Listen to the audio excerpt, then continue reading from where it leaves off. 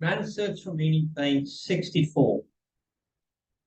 However, some of the most idyllic hours I have spent were in the middle of the night when all the others were delirious or sleeping.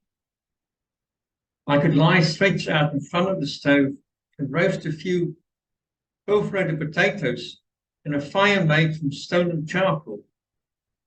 But the following day I always felt even more tired, insensitive, and irritable. While I was working as a doctor in a typhus block, I also had to take the place of the senior block warden who was ill. Therefore, I was responsible to the camp authority for keeping the hut clean, if clean can be used to describe such a condition. The pretense an inspection to which that hut was frequently submitted was more for the purpose of torture than hygiene. More food and a few drugs would have helped, but the only concern of the inspectors was whether a piece of straw was left in the center corridor, or whether the dirty rag and verminous blankets of the patients were tucked in neatly at their feet. As for the fate of the inmates, they were quite unconcerned if I reported smartly, whipping my prison cap from my shorn head and clicking my heels. Hut number 6, 952, patients, 2 nursing orderlies, and 1 doctor. They were satisfied. And then they would leave. But until they arrived, often they were hours later than announced, and sometimes did not come at all.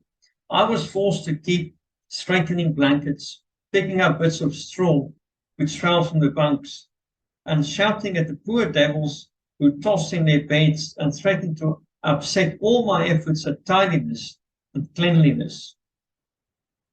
Apathy was particularly increased among the feverish patients, so that they did not react at all unless they were shouted at. Even this failed at times, and then it took tremendous self-control not to strike them. For one's own irritability took on enormous proportions in the face of the other's apathy, and especially in the face of the danger, that is, the approaching inspection, which was caused by it. In attempting this psychological presentation and a psychopathological explanation of the typical characteristics of concentration camp inmate, I may give the impression that the human being is completely and unavoidably influenced by his surroundings. In this case, the surroundings being the unique structure of camp life, which forced the prisoner to conform his conduct to a certain set pattern. But what about human liberty? Is there no spiritual freedom in regard to behavior and reaction to any given surroundings?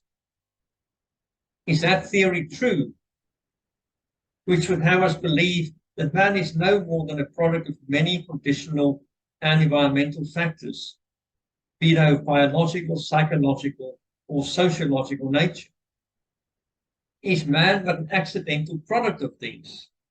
Most important, do the prisoner's reactions to the singular world of the concentration camp prove that man cannot escape the influences of his surroundings? Does man have no choice of action in the face of such circumstances? We can answer these questions from experience as well as from principle. The experiences of camp life show that man does have a choice of action. There were enough examples, often of a heroic nature, which prove that apathy could be overcome, irritability suppressed. Man can preserve a vestige of spiritual freedom, of independence of mind, even in such terrible conditions of psychic and physical stress.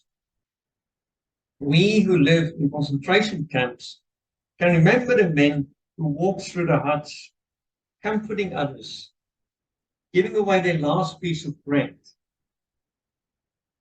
They may have been few in number, but they offer sufficient proof that everything can be taken from a man but one thing, the last of the human freedoms, to choose one's attitude in any given set of circumstances, to choose one's own way,